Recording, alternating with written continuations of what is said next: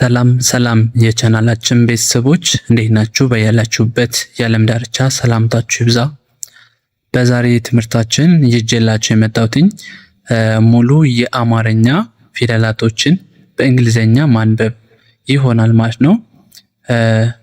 እንግዲህ ፊደላቶች ወይም ሆሄዎች ከሀ እስከ ቨ እስከ መጨረሻው ያሉትን እንዲሁም ደግሞ በእንግሊዘኛ ስንቀይራቸው በእንግሊዘኛ ሌተሮች የአማርኛ ፊደሎች የሚወክሉትን ነው ይዤላችሁ የመጣሁት። ከአሁን በፊትም በዚህኛው መሰረት ሰርቼላችኋለሁ። ነገር ግን ብዙዎቹ ስለወደዳችሁት እንዲሁም ከበፊቱ ደግሞ ሻል አድርጌ በደንብ በሚገባችሁ መንገድ ነው ይዤላችሁ የመጣሁት። በሰንጠረዥ እንደዚህ ያዘጋጀሁላችሁ እና ደግሞ ብዙ ጊዜ ሙሉዎች በአንድ ላይ አይጻፉም። የተለያዩ ቪዲዮዎች ላይም ገብታችሁ ታዩ የተቆራረጠ ሀሳብ ነውና እኔ ደግሞ በሙሉዎችን በአንድ ላይ ነው ውስብስብ ፊደላት ከሚባሉት ጀምሮ መጨረሻ ላይ የምናገኛቸው ስምንተኛ ላይ ያሉት ውስብስብ ፊደላቶችን ጨምሬ ነው ይዤላችሁ የመጣሁት። እንግዲህ ይህ ቪዲዮ ለጀማሪዎች መማር የምትፈልጉ ልጆች ከሆነ በጣም ወሳኝና በአንድ ቪዲዮ በደንብ ማንበብና መጻፍ ትችላላችሁ። ሰዓቱ ሊረዝም ይችላል፣ ግን እስከ መጨረሻው ማየት እና መከታተል ይኖርባችኋል ማለት ነው። ቤተሰቦች አዳዲስ ከሆናችሁ ሰብስክራይብ በማድረግ እንዲሁም ላይክ በማድረግ ለሌሎች ለብዙ ልጆች መማር የሚፈልጉ ልጆች ስላሉ እንዲደርሳቸው ላይክ በማድረግ ተባበሩን። ቀጥታ ወደ ቪዲዮው እንገባለን። መልካም ቆይታ። ሰላም ጤና ይስጥልኝ። ይህ ሰላም የኦንላይን ትምህርት ቤት ነው። እንኳን በሰላም መጡ። የምናስተምራችሁ ትምህርቶች አማርኛ፣ እንግሊዘኛ፣ ሂሳብና ሌሎችንም ከጀማሪዎች እስከ ከፍተኛ በተለያዩ የሶሻል ሚዲያ አማራጮች ማለትም በኢሞ፣ በቴሌግራም፣ በዋትስአፕ፣ በዙም አፕ፣ በግልና በግሩፕ እያስተማር እንገኛለን። የትም ሀገር ቢሆኑ የሚፈልጉትን ትምህርት በሚመቸው ሰዓት እናስተምራለን። ለህፃናት ልዩ እንክብካቤ እናደርጋለን። ስልክ 0924 43 05 42 ይደውሉ፣ ይመዝገቡ። ኦኬ እንግዲህ ከዚህ ላይ የምታዩት የመጀመሪያ የአማርኛ ፊደል ሀ ትባላለች። ሀ፣ ሁ፣ ሂ፣ ሃ፣ ሄ፣ ህ፣ ሆ የአማርኛ የመጀመሪያ ፊደላቶችን ከያዛችሁ ለምሳሌ ሃን ካወቃችሁ ሌሎቹ የሀ ቤተሰቦች ከሀ ጋር ተመሳሳይ ይሆናሉ ማለት ነው። በጣም ቀላል ነው፣ ከባድ አድርጋችሁ እንዳታዩት። በእንግሊዝኛው ስንቀይረው ደግሞ ሀ በምንልበት ሰዓት ኤች ኤ ነው። ሁ ስንል ኤች ዩ ነው። ሂ ስንል ኤች አይ፣ ሃ ስንል ኤች ኤ፣ ሄ ስንል ኤች ኢ፣ ህ ስንል ኤች፣ ሆ ስንል ኤች ኦ። አሁን ልብ በሉ ከዚህ ላይ የአማርኛ ፊደላቶቹ ከዚህ ከጎናቸው ላይ ቅጥያ መኖራቸው ድምጻቸውን ይቀይረዋል ማለት ነው። ስለዚህ የዚች ቅጥያ መጨመር ማን ታስጨምራለች? ኤ የነበረውን ሃ ስንል ይችኛዋ ዩ ትሆናለች። ነገር ግን የመጀመሪያ ፊደላቶቹ በእንግሊዝኛ አሁን ኤች ቋሚ ነው።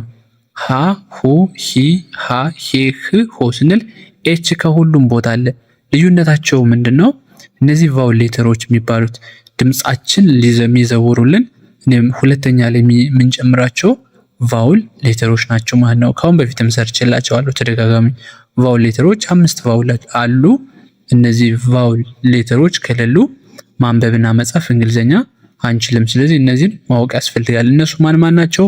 ኤ፣ ዩ፣ አይ፣ ኢ፣ ኦ ናቸው። እነዚህ አምስቶቹን እየቀያየርን ቦታ በደንብ ማንበብና መጻፍ እንችላለን ማለት ነው። ስለዚህ ወደ ቀጣዩ አሁን እንሄዳለን። ለ፣ ሉ፣ ሊ፣ ላ፣ ሌ፣ ል፣ ሎ። ከዛ የለቤተሰብ ሏ ስምንተኛ ላይ የሚገኘው ሏ የሚል ፊደል አለ ማለት ነው። ስለዚህ በእንግሊዘኛው በምናይበት ሰዓት ደግሞ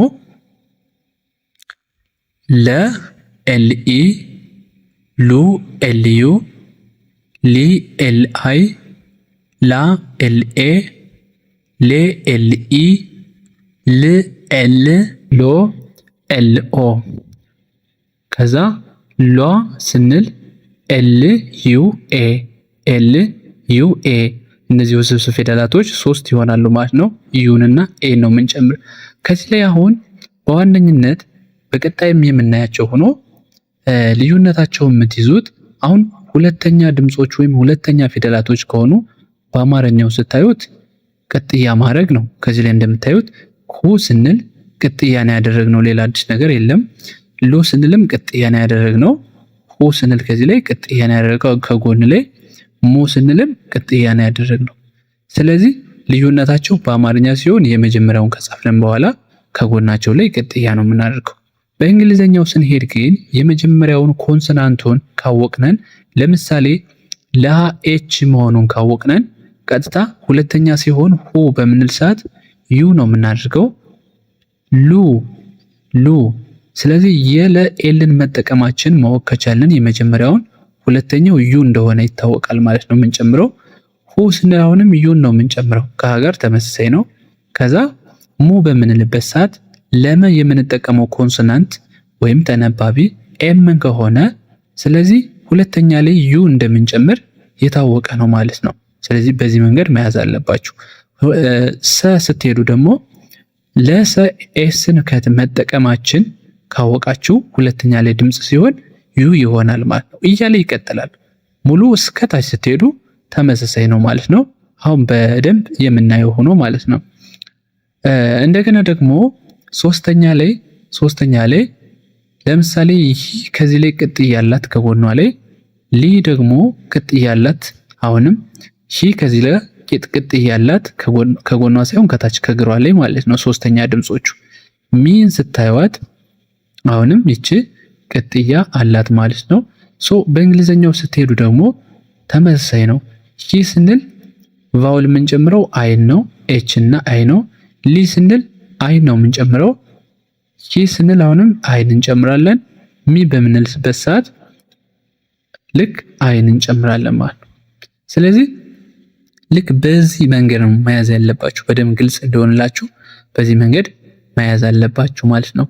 ወደ ቀጣይ ሀ እንሂድ እስኪ። ሀ ይቺ ሐመር ኋ ወይም ደግሞ ሀ ማለት ከመጀመሪያው ጋር ድምፁ ተመሳሳይ ነው። ሀ ሁ ሂ ሃ ሄ ህ ሆ። በጣም ጥሩ። ከዛ ስድስተኛ ማለት ስምንተኛ ኋ አለች ከዚህ ጋር ማለት ነው። ኋ። በጣም ጥሩ። ስለዚህ ይሄንን ደግሞ ከላይኛው ከሀ ቤተሰብ ጋር ተመሳሳይ ነው። ሀ ስንል ኤች ኤ ነው። ስለዚህ እንደምታዩት ሁ ሂ ሃ ሄ ህ ሆ። ከዛ ኋ በምንልበት ሰዓት ኤች ዩ ኤ ነው የምናደርገው። ኤች ዩ ኤ። ኤችን ከጻፍንም በኋላ ውስብስብ ፊደሎች ሲሆኑ ዩ ኤ ነው። ዩ ኤ ሁለቶቹን ነው የምንጨምረው ከዚህ ጋር እንደምታዩ ማለት ነው። ስለዚህ ተመሳሳይ ነው። አሁን መለየት ያለባችሁ በተለይ ምንድነው ድምጾቹን ነው። እነዚህ ሰባቶቹ ድምጾች በምንጠራበት ሰዓት የተለያዩ ናቸው ሙሉዎቹ። እነዚህን መለየት አለባችሁ። እነዚህን መለየት ካልቻላችሁ ማንበብ ፈጽሞ አትችሉም ማለት ነው። ኦኬ፣ እኔ በምጠራበት ሰዓት አብራችሁ እናንተ ማለት አለባችሁ በደንብ ድምጾቹን እንድትይዟቸው። መ ሙ ሚ ማ ሜ ም ሞ ሞ። ኦኬ፣ ከዛ ሟ የሚል ስምንተኛ አለ ማለት ነው። ሟ ይህን ይመስላል። ሟ። ኦኬ፣ እሺ። ወደ እንግሊዘኛው ስንሄድ ደግሞ መ ስንል ኤም ኢ፣ ሙ ኤም ዩ፣ ሚ ኤም አይ፣ ማ ኤም ኤ፣ ሜ ኤም ኢ፣ ም ኤም፣ ሞ ኤም ኦ፣ ሟ ኤም ዩ ኤ። ምን ጨምራቸው እነዚህ ቫውሎቹ ልክ ወደ ታች ተመሳሳይ ናቸው ማለት ነው። እንደምታዩት ኤ ኤ ኤ ኤ የሚል አለ ወደ ታች ስትመጡ። አራተኛ ላይ ሲሆን ኤ ኤ የሚል አለ። አምስተኛ ሲሆን ደግሞ ኢ ኢ የሚል አለ። ስድስተኛ ላይ ደግሞ ምንም ነገር አንጨምርም። ኤች ኤል ብቻቸውን ነው ሳድሶች እንጂ ቫውል አንጨምርም። መጨረሻ ላይ ደግሞ ስንሄድ ኦ ሙሉን ስታዩት ኦ ነው። ስለዚህ ወደ ታች በምትሄዱበት ሰዓት ተመሳሳይ ነው ሙሉ ማለት ነው። ሞ፣ ሆ፣ ሆሎ፣ ሞ፣ ሶሮ ሁሉ ተመሳሳይ ነው። ኦ የሚል ድምፅ ስላለው የምንጨምረው ተመሳሳይ ነው። ከዚህ ላይ ደግሞ ስምንተኛ ላይ የሚገኙት ደግሞ ዩኤ ሁለት ቫውሎች እንጨምርበታለን። ዩኤ ልክ እንደዚህ እያደረግን በቀላል መንገድ መያዝና መለማመድ እንችላለን። አሁን ትልቁ ስራችሁ ብዙ ጊዜም የማየው ችግር ምንድነው? ድምጾቹን በትክክል መጥራት አለመቻል። እነዚህ ሰባቶቹን ድምጾች በትክክል መጥራት አለመቻል የአብዛኞቻችሁ ችግር ስለሆነ በደንብ ከኔ ጋር አብላችሁ ማለት ይኖርባችኋል ማለት ነው። ኦኬ ሰ ቤት ገብተናል። ሰ፣ ሱ፣ ሲ፣ ሳ፣ ሴ፣ ስ፣ ሶ ከዛ ሷ ይላል ማለት ነው። ሷ። ስለዚህ እነዚህን ደግሞ ስንወክላቸው ሰ ለሚለው ኤስ ነው የምንጠቀመው ማለት ነው።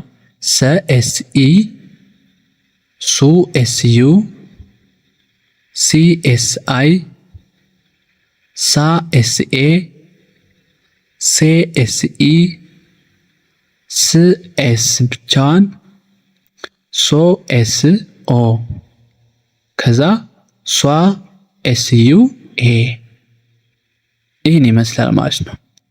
ኦኬ ወደ ቀጣይ ስንሄድ ከሰ ቀጥለን የምናገኘው ረ ነው።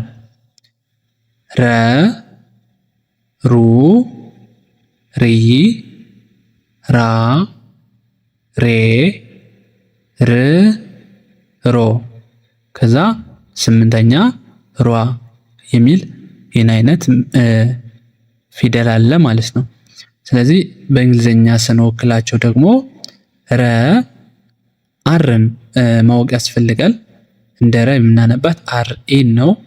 ሩ አር ዩ፣ ሪ አር አይ፣ ራ አር ኤ፣ ሬ አር ኢ፣ ር አር፣ ሮ አር ኦ ከዛ ሯ በምንልስበት ሰዓት አር ዩ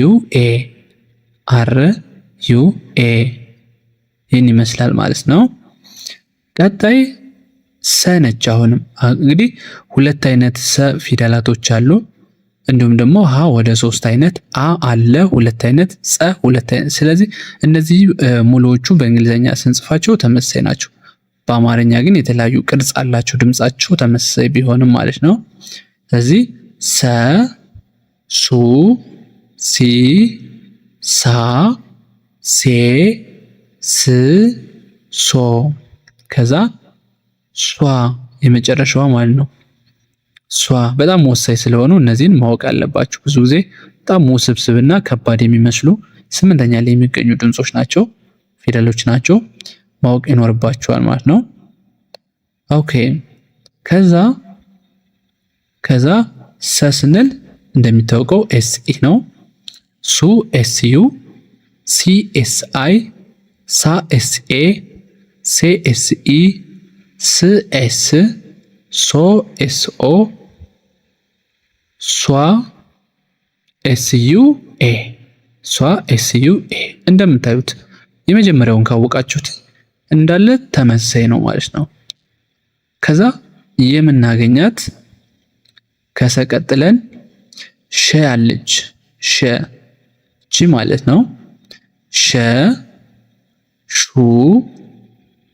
ሺ፣ ሻ፣ ሼ፣ ሽ፣ ሾ ከዛ ስምንተኛዋ ሿ። በጣም ጥሩ። ስለዚህ እነዚህ የሸ ቤተሰብ ደግሞ ለየት የሚያደርገው ሶስት ይሆናል። በእንግሊዝኛ ስንጽፋት ሶስት ትሆናለች። ሁለት ኮንሶናንት ሌተርስ እና ዋን ቫውል ወይም አንድ ቫውል እና ሁለት ኮንሶናንት ፊደሎች ናቸው ማለት ነው። ስለዚህ እንደ ሸ የምንጠቀመው ኤስኤችን ሲሆን ሌሎቹ ግን ባሉበት እንዳለ እንጨምራቸዋለን ማለት ነው። ኢን እንጨምራለን እንደላይኛው። ሁለተኛ ሹ ስንል ዩን እንጨምራለን። ሺ ስንል አይን እንጨምራለን። ሻ ስንል ኤን እንጨምራለን። ሼ ስንል ኢን እንጨምራለን። ሽ ስንል እንደማንኛውም ቫውል አንጠቀምም። ሾ ስንል ኦ እንጨምራለን። ከዛ ሿ በምንልበት ሰዓት ዩኤ ልክ እንደላይኛው እንጨምራለን። ስለዚህ አሁን ብዙ ሲሆን ብዙ ጀማሪ ልጆች እንዳያደናግራችሁ ማለት ነው። ልክ በዛኛው መንገድ ነው የምንጽፈው። ቫውሎቹ የሚቀያየር ነገር የለም ማለት ነው። ከሸ ቀጥለን የምናገኘው ደግሞ ማለት ነው ቀ ነው። ቀ፣ ቁ፣ ቂ፣ ቃ፣ ቄ፣ ቅ፣ ቆ ከዛ ቋ የስምንተኛ ፊደል ማለት ነው። ከዛ በኋላ በእንግሊዘኛ ስንጽፋቸው አንዳንድ የአማርኛ ፊደላቶች ለምሳሌ ቀ ስንል አሁን ኬኢ ከዚህ ላይ እንጠቀማለን። ኬኢን እንደ ከም እንደ ቀም እናነባዋለን ማለት ነው። እንደ ከ ወይም እንደ ቀ በቀጣይ የማያሳያችሁ በኋላ የማያሳያችሁ ሆኖ እንደ ቀና እንደ ከ ይነበባል። ማን ኬ ማለት ነው። ስለዚህ ቁ ስንል ኬዩ ወይም ቁ ማለት እንችላለን ይህን ስናነበው ማለት ነው። ቄ ስንል ኬ አይ፣ ቃ ስንል ኬ ኤ፣ ቄ ስንል ኬ ኢ፣ ቅ ስንል ኬ፣ ቆ ስንል ኬ ኦ፣ ከዛ መጨረሻ ላይ ቋ ስንል ኬዩ ኤ። ይህንን ይመስላል ማለት ነው። ከዚህ ቀጥለን የምናገኘው በ ነው። በ ማለት እንደምታዩት ወደ ታች የዞረ ሀ ማለት ነው። የሀ ግልባጭ ነው አጻጻፉ ማለት ነው። በ፣ ቡ፣ ቢ፣ ባ፣ ቤ፣ ብ፣ ቦ ከዛ ቧ ቧ የሚል ስምንተኛ ድምፅ አለው ማለት ነው። እነዚህን በእንግሊዘኛ ስንወክላቸው በሚለው ቢ ነው የምንጠቀመው። ቢኢ፣ ቡ፣ ቢዩ፣ ቢ፣ ቢአይ፣ ባ፣ ቢኤ፣ ቤ፣ ቢኢ፣ ብ፣ ቢ ብቻዋን፣ ቦ፣ ቢኦ ከዛ ቧ ስንል ቢዩ ኤ ይሆናል ማለት ነው። እሺ ከበቀጥሎ የምናገኛት ፊደል ደግሞ ተ። ይቺ መስቀል የምትመስል ተ አለች ማለት ነው። ቱ፣ ቲ፣ ታ፣ ቴ፣ ት፣ ቶ ከዛ ቷ የሚል ስምንተኛ ላይ እናገኛለን ማለት ነው። ሶ ተ ለሚለው ቲኢ ነው የምንጠቀመው። ተ ቲኢ፣ ቱ ቲዩ፣ ቲ ቲአይ፣ ታ ቲኤ፣ ቴ ቲኢ፣ ት ቲ ብቻዋን፣ ቶ ቲኦ ከዛ ስምንተኛ ላይ ቷ ቲዩ ኤ። ግልጽ ነው። በቃ ዩኤን መያዝ ነው ያለባችሁ። ዩኤን ከያዛችሁ ስምንተኛ ላይ ሲሆን ይህንን መጨመር ነው ማለት ነው። እነዚህ ቫውሎችን ሁለቶቹ ይህን ይመስላል ማለት ነው። ቀጣይ ስንገባ ከተቀጥለን የምናገኘው ቸ ነው። ቸ ማለት 3 ሌትሮችን የያዘ ነው። ልክ ሸ እንዳልኳችሁ ቅድም እዚህ ደግሞ ሲኤችኢ ይሆናል ማለት ነው። ሲኤችኢ ቸ ለማለት ሲኤችኢ። ቹ ለማለት ሌላው ተመሳሳይ ነው። የመጀመሪያውን ካወቃችሁት ሌላው ቀላል ነው። ዩን ነው የምንጨምረው ቹ። ቺ ስንል አይን እንጨምራለን። ቻ ስንል ኤን እንጨምራለን። ቼ ስንል ኢን እንጨምራለን። ቺ ስንል ቫውል የለንም እዚህ ጋር እንደምታዩት። ቾ ስንል ኦን እንጨምራለን። ሲኤችኦ ከዛ ቿ ስንል ደግሞ ሲኤችዩኤ ሁለቶቹን እነዚህን እንጨምራለን እንደማንኛውም። ይህን ይመስላል ማለት ነው።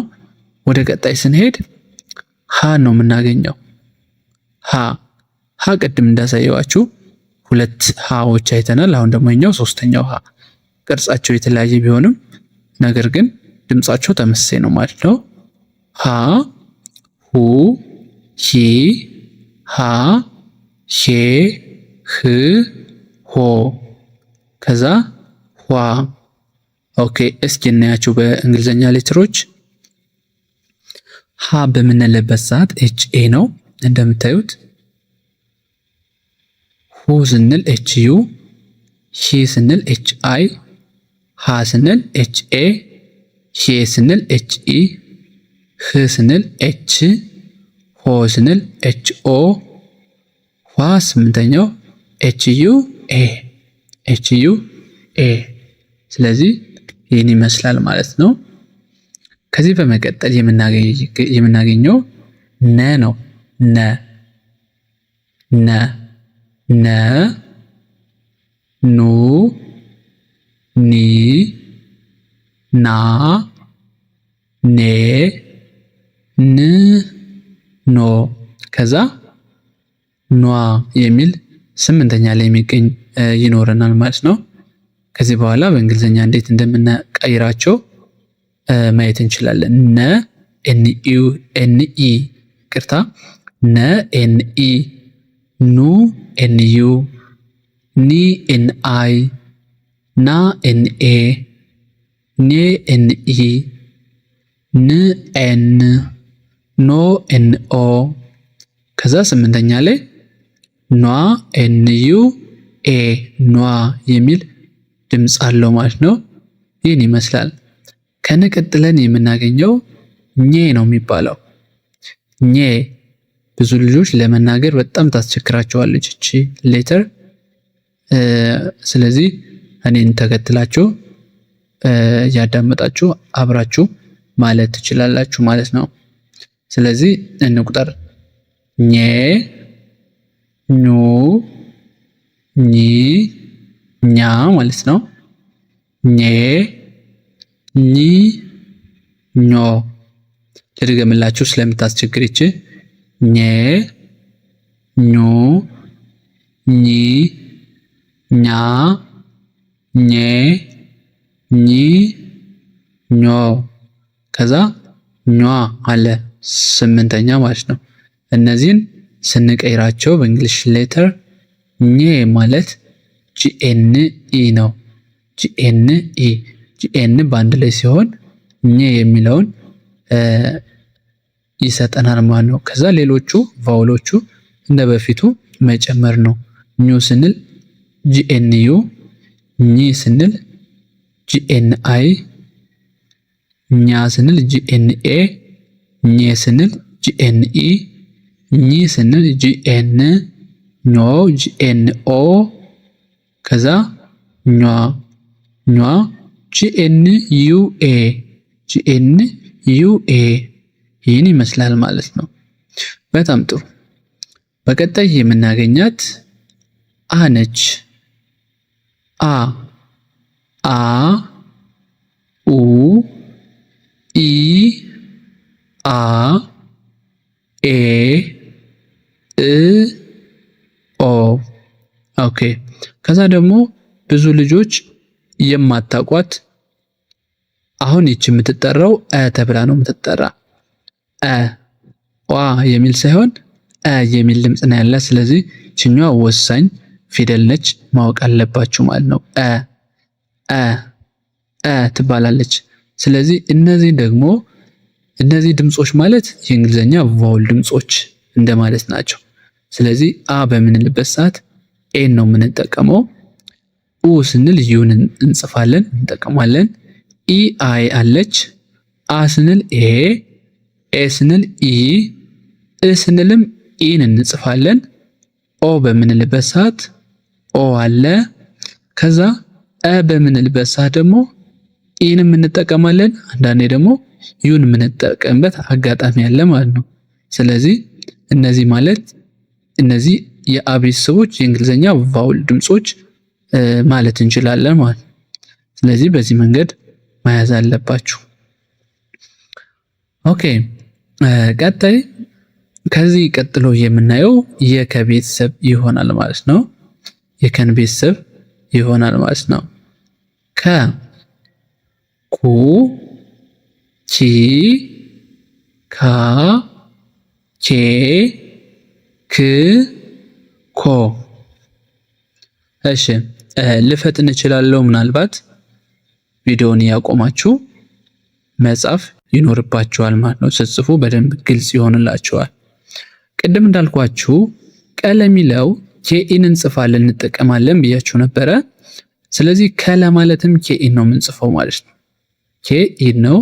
ኩ ስንል ኬዩ፣ ኪ ስንል ኬአይ፣ ካ ስንል ኬኤ፣ ኬ ስንል ኬኢ፣ ክ ስንል ኬ፣ ኮ ስንል ኬኦ፣ ከዛ ኳ ስንል ኬዩ ኤ፣ ኬዩ ኤ።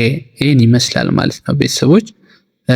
ቀጥታ ከዚህ በኋላ ደግሞ ሀ የምትባል ከቀጥለን የምናገኛት ሀ የምትባል የአማርኛ ፊደል እናያለን ማለት ነው። ኦኬ ይችኛዋ ሀ የምትለዋ ይች ፊደል ከሀ ጋር ሙሉዎቹ ተመሳሳይ ናቸው። ብዙ ልጆችም ይች ትከብዳቸዋለች ማለት ነው ለመጥራትም ለማንበብም። አሁን ከሀ ጋር ልዩነቱ የመጀመሪያዋ ብቻ ናት። ሀ ብለን ስንጀምር ሀ በአራተኛ ድምፅ ነው የምንጀምር። ሀ ስንል ግን ሀ እንደ ሌሎቹ አ የሚል ድምፅ ነው ያለው ማለት ነው። ስለዚህ ሌሎቹ ግን ሀ ብለን ሁ፣ ሂ፣ ሃ፣ ሄ፣ ህ፣ ሆ። ይህኛው ተመሳሳይ ነው ሙሉ ከመጀመሪያው ከሀ ጋር። ልዩነቱ ያለ የቱ ነው?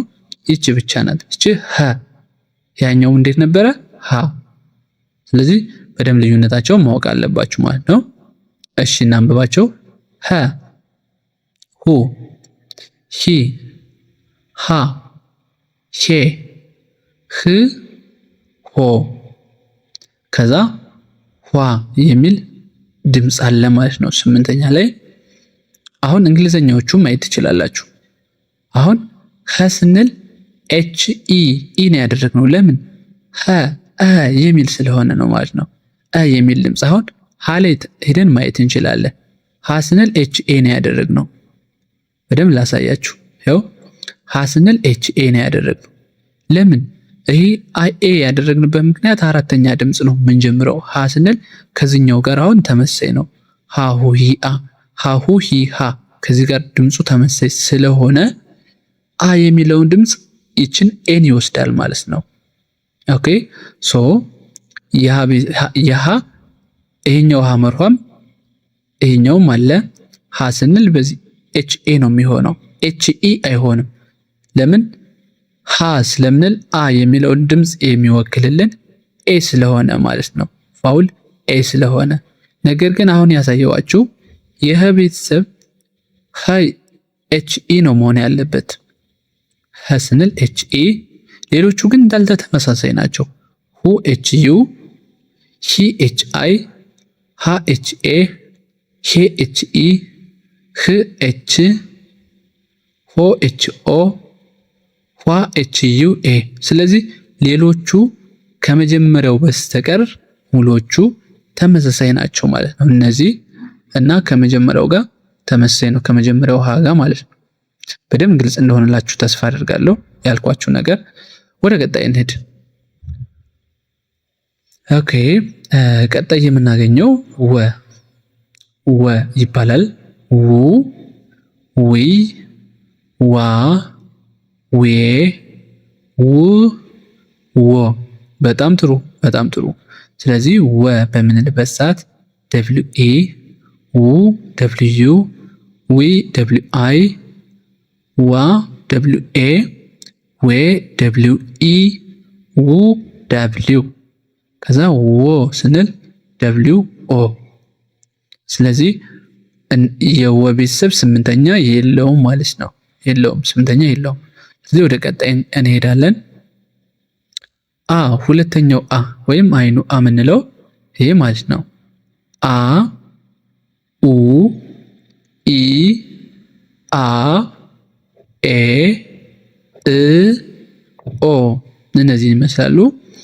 እነዚህ ቫውሎቹ ከመጀመሪያው አ ጋር ተመሳሳይ ነው። አ፣ ስንል ኤ፣ ኦ ስንል ዩ፣ ኢ ስንል አይ፣ አ ስንል ኤ፣ ኤ ስንል ኢ፣ እ ስንል ኢ፣ አሁንም ኦ ስንል ደግሞ ኦ። ይሄኛው ተመሳሳይ ነው ማለት ነው። ኦ ኦ ነው። ስለዚህ ከዚህ ላይ ግን የመጀመሪያውና አራተኛውን የተመሳሰለበት ምክንያት ኤ አ ስንል የመጀመሪያው አ እና ይሄኛው አ ተመሳሳይ ነው፣ በድምጽ ተመሳሳይ ስለሆነ ኤን እንጠቀማለን፣ ለሌላ አይደለም። ስለዚህ በዚህ መንገድ ያዙት። ቀጣይ የምናገኘው ዘ ነው። ዘ ዘ ዙ ዚ ዛ ዜ ዝ ዞ ከዛ ስምንተኛ ስላለው ዟ እንላለን ማለት ነው። ዟ እንላለን። ኦኬ ዘ ለማለት የምንጠቀመው እንግሊሽ ሌተር ዜድ ነው። ዜድ ኢ፣ ዙ ዜድ ዩ፣ ዚ ዜድ አይ፣ ዛ ዜድ ኤ፣ ዛ ዜድ ኤ፣ ዜ ዜድ ኢ፣ ዝ ዜድ፣ ዞ ዜድ ኦ፣ ከዛ ዟ ዜድ ዩ ኤ። ሉክ ሶ ሙሉዎቹም እንዳያቸዋቸው አሁን እዚህ ጋር ዩኤ ነው የምንጨምርባቸው ማለት ነው። ዜድ ዩ ኤ። ወደ ቀጣይ ስንሄድ ዠ የሚባለውን እናያለን ማለት ነው። ከዛ ቀጥለን የምናገኘው የአማርኛ ፊደል ዠ ነው። ዠ ዡ ዢ ዣ ዤ ዥ ዦ ከዛ ዣ ይላል ማለት ነው። ስለዚህ እነዚህን በምናይ ሰዓት 3 ሌትሮች ናቸው ለዠ ዠን የሚወክሉልን ማለት ነው። ዠ ማለት ዜድ ኤች ኢ ነው። ዡ ስንል ዜድ ኤች ዩ፣ ዢ ስንል ዜድ ኤች አይ። እዚህ ላይ በዋነኝነት እንድትይዙልኝ የምፈልገው እነዚህ ደጋግሜ የማስረዳችሁ በደንብ ግልጽ እንዲሆንላችሁ ነው። እነዚህ ቫውሎቹ ምንጊዜም ቢሆን ተመሳሳይ ናቸው። የአንዱ ካወቅ ነው ሁለተኛ ላይ ዩ ነው፣ ሶስተኛ ላይ አይ ነው፣ አራተኛ ላይ ኤ ነው። ስለዚህ ዋናው መያዝ ያለባችሁ ዠ ለሚለው ዜድ ኤች ኢ ነው። ይሄን ማለት ነው ዜድ ኤች ኢን መያዝ አለባችሁ። ማለትም ዜድ ኤች ኢ ቫውል ነች፣ ዩም ቫውል ነች። እዚህ ጋር የምትጨመረው አይም በተመሳሳይ ኤም በተመሳሳይ ኢ። ስለዚህ ዋናው ነገር ዜድ ኤችን መያዝ ነው። ዠ ለሚለው ዜድ ኤችን ያዙ። ዠ ዡ ዢ ዣ ዜድ ኤች ኤ፣ ዤ ዜድ ኤች ኢ፣ ሺ ዜድ ኤች፣ ሾ ዜድ ኤች ኦ፣ ከዛ ዣ ስንል ዜድ ኤች ዩ ኤ። ይሄን ራሱ ማለት ነው። ስለዚህ በዚህ መንገድ መያዝ ይኖርባቸዋል ማለት ነው። ወደ ቀጣያችን ፊደል ስንሄድ የ ትባላለች። የ ማነች? የ ዩ ይ ያ የ ይ ዮ። እቺ ስምንተኛ የላትም ዮ። ስለዚህ ስንወክላቸው የማለት ዋይ ኢ ዩ የ ዋይ ኢ፣ ዩ ስንል ዋይ ዩ፣ ይ ስንል ዋይ አይ፣ ያ ስንል ዋይ ኤ፣ የ ስንል ዋይ ኢ፣ ይ ስንል ዋይ፣ ዮ ስንል ዋይ ኦ። እነዚህን ይመስላሉ ማለት ነው። ወደ ቀጣይ ስንሄድ ደ ብለን ደ እንላለን ማለት ነው። ደ ዱ ዲ ዳ ዴ ድ ዶ።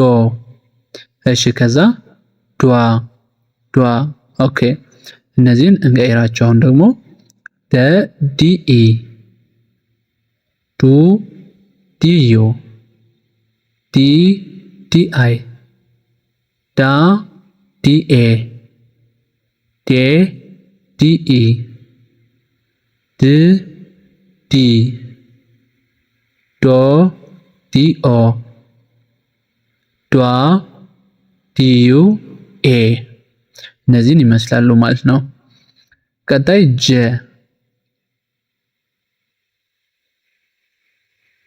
ጀ ጀ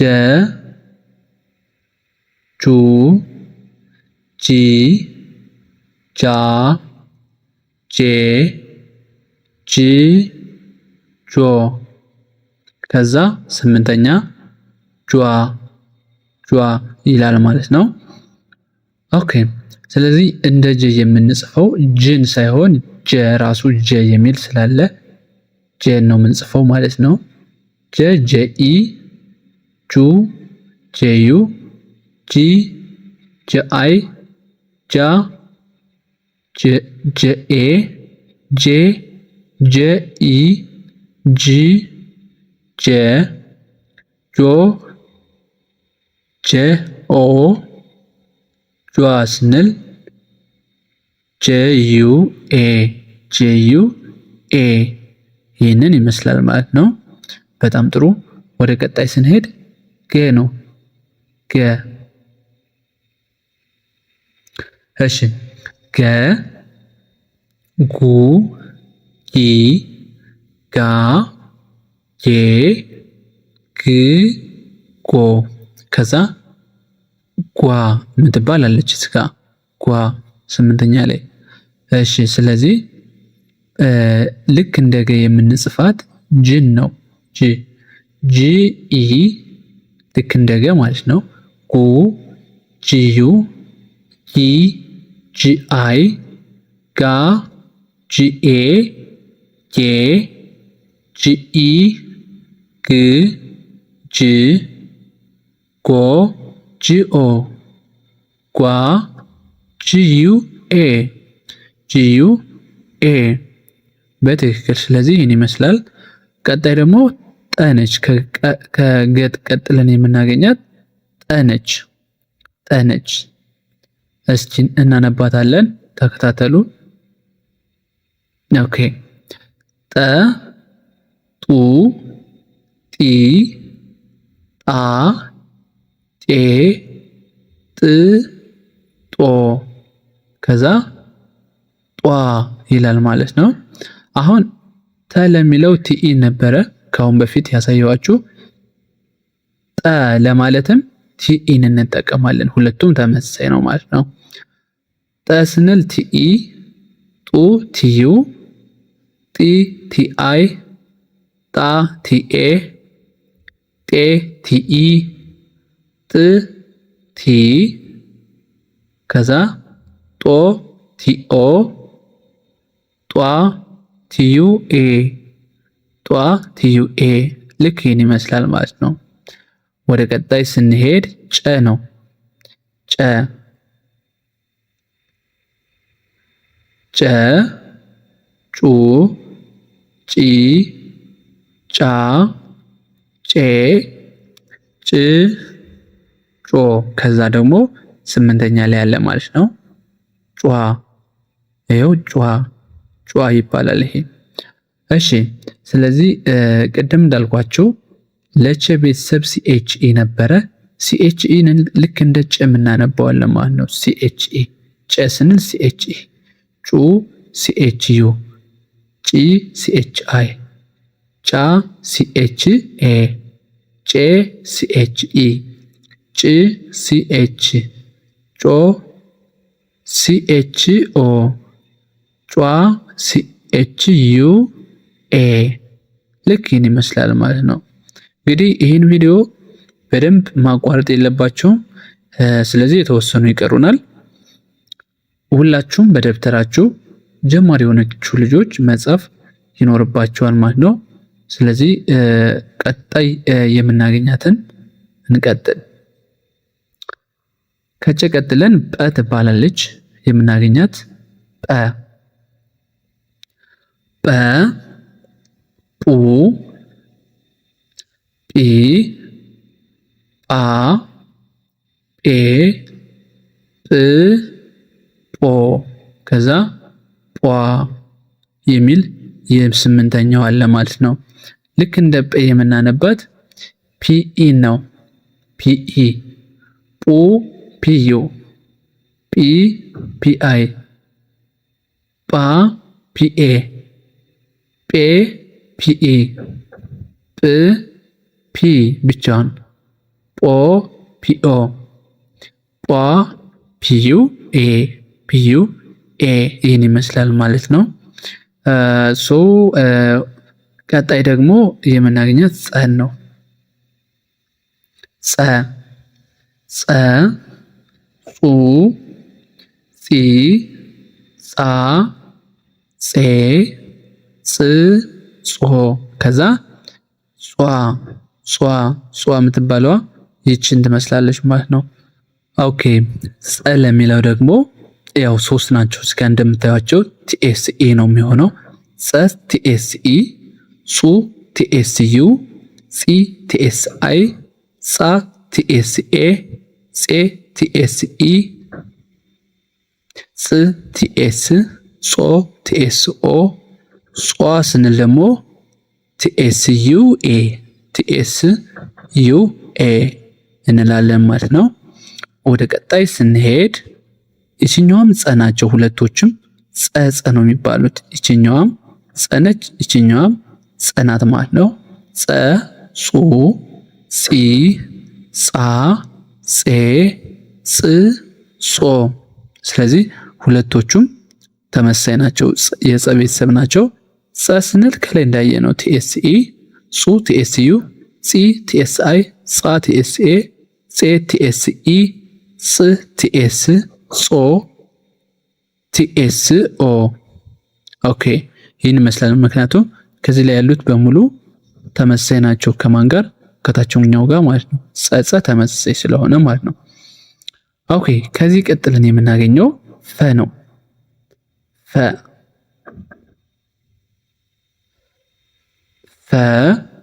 ፉ ፊ ፋ ፌ ፍ ፎ ከዛ ፏ። እሺ ፈ ለሚለው የምንጠቀመው ፈ ኤፍኢ ነው።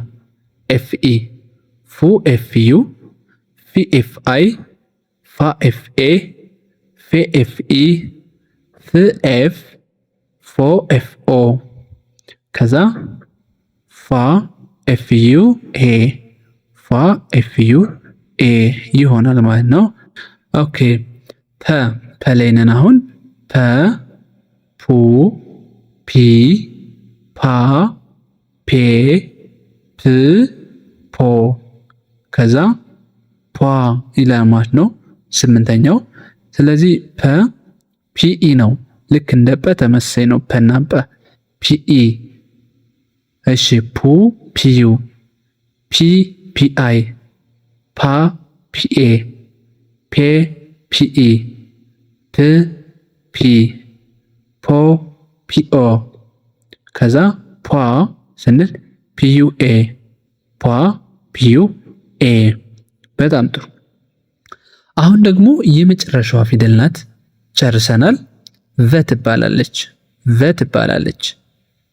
ቨ ቡ ቪ ቫ ቬ ቭ ቮ ከዛ ቫ ትባላለች ማለት ነው። ቫ እሺ። ስለዚህ ከዛ ደግሞ ቨ ስንል ቪኢ፣ ቮ ስንል ቪዩ፣ ቪ ቪአይ፣ ቫ ቪኤ፣ ቬ ቪኢ፣ ቭ ቪ ብቻዋን ከዛ ቮ ቪኦ፣ ቫ ቪዩ ኤ ይሆናል ማለት ነው። ይህ እንግዲህ መጨረሻው የአማርኛ ፊደል ነው። ቤተሰቦች እንግዲህ በደንብ እንደተረዳችሁት በጣም ቀላልም እንደሆነ ተስፋ አድርጋለሁ። እንግዲህ በደንብም ግልጽ እንደሆነላችሁ ማለት ነው። እስኪ አሁን ደግሞ ለማጠቃለያ ያክል ዋና ሀሳቦችን ለማስረዳት ልሞክር ማለት ነው። ከመጀመሪያው ጀምሬ አሁን መጀመሪያ ማድረግ ያለባችሁ የመጀመሪያ ድምጾችን ማወቅ ግዴታ ይላችኋል ማለት ነው። ለምሳሌ ሀ ለ ሀ መሰረ ሰ እያላችሁ ሙሉዎችን ማወቅ አለባችሁ ማለት ነው። እነዚህን ካወቃችሁ ሁለተኛ ድምጾች ሲሆኑ የመጀመሪያዎችን ከጻፋችሁ በኋላ በአማርኛ ሲሆን ቅጥያ ታደርጋላችሁ። በእንግሊዘኛ ሲሆን የመጀመሪያውን ኮንሶናንት ካወቃችሁ ዩን ትጨምራላችሁ። በዚህ ተግባባን። ሶስተኛ ላይ ስትሄዱ ደግሞ የመጀመሪያውን ከጻፋችሁ በኋላ ቅጥያ ከእግሩ ላይ ታደርጋላችሁ። ላይክ ለምሳሌ ለን ስንወስድ ለን ጻፍኩና ከታች ከእግሯ ላይ ቅጥያ ያደረኩኝ። በእንግሊዘኛ ሲሆን ደግሞ ኮንሶናንቱን ማወቅ ግዴታ አለባችሁ። ከዛ በኋላ ማን ነው የምትጨምሩ? አይን ትጨምራላችሁ ማለት ነው። ሙሉዎችን ማየት ትችላላችሁ።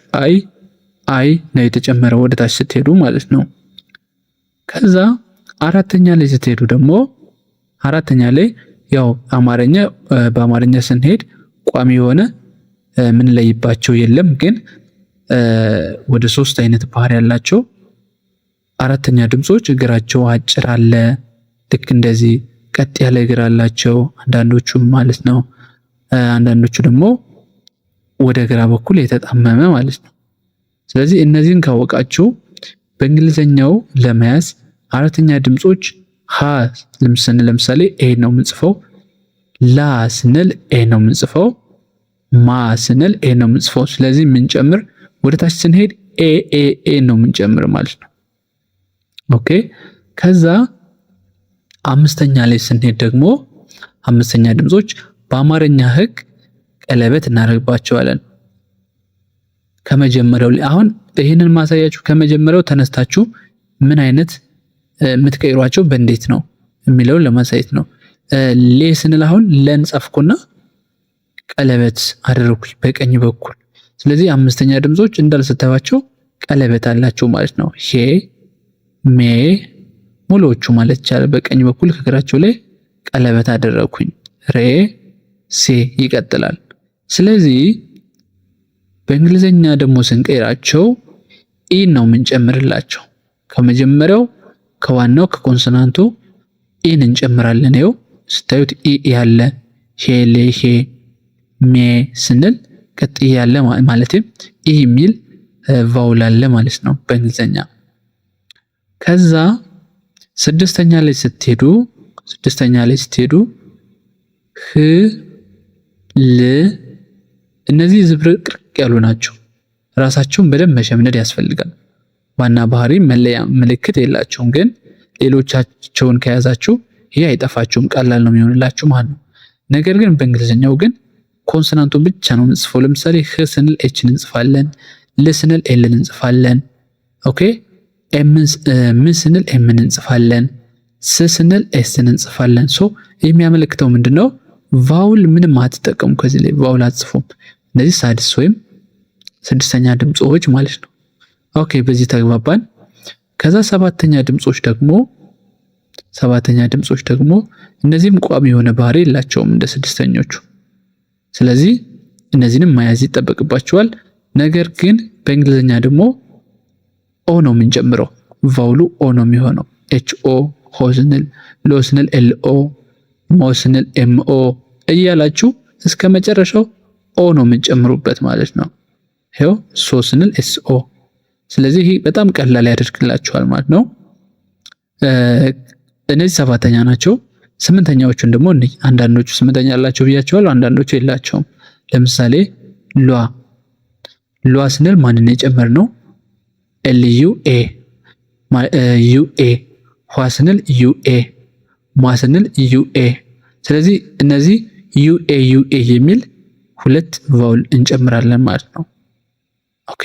ሶ እነዚህን ይመስላሉ። በዚህ መንገድ ለማጥናት ሞክሩ ቤተሰቦቼ። እስካሁን እንግዲህ ከተከታተላችሁ በእርግጠኝነት በደንብ ብዙ ነገር ግልጽ ይሆንላችኋል። ነገር ግን መደጋገምም ያስፈልገዋል። ካልገባችሁ ደግሞ በደንብ ደጋግሞት በደንብ እስከሚገባችሁ ድረስ ጀምሮ መተው አስፈላጊ አይደለም። እስቲ ሀሳባችሁን በኮሜንት ገብቷችኋል ወይስ አልገባችሁም? በቀጣይ ደግሞ ይሰራል የምትሉኝ ነገር ደግሞ በኮሜንት አሳውቁኝ። እኔ ለመስራት ዝግጁ ነኝ። ለእናንተ ቶሎ አደርሳለሁ፣ በየቀኑ ሰራላችኋለሁ። ለዛሬ ቪዲዮአችን ይህን ይመስላል። አስተምሯቸውና ተመችቷችሁ ከሆነ ለሌሎች እንዲደርስ ሼር በማድረግ እንዲሁም ላይክ ብታደርጉ ብትተባበሩን ቆንጆ ነው። በቀጣይ እስከምንገናኝ መልካም ጊዜ። ባይ ባይ። ሰላም ጤና ይስጥልኝ። ይህ ሰላም የኦንላይን ትምህርት ቤት ነው። እንኳን በሰላም መጡ። የምናስተምራችሁ ትምህርቶች አማርኛ፣ እንግሊዘኛ፣ ሂሳብና ሌሎችንም ከጀማሪዎች እስከ ከፍተኛ በተለያዩ የሶሻል ሚዲያ አማራጮች ማለትም በኢሞ፣ በቴሌግራም፣ በዋትሳፕ፣ በዙም አፕ በግልና በግሩፕ እያስተማር እንገኛለን። የትም ሀገር ቢሆኑ የሚፈልጉትን ትምህርት በሚመቸው ሰዓት እናስተምራለን። ለህፃናት ልዩ እንክብካቤ እናደርጋለን። ስልክ 0924 43 05 42 ይደውሉ፣ ይመዝገቡ።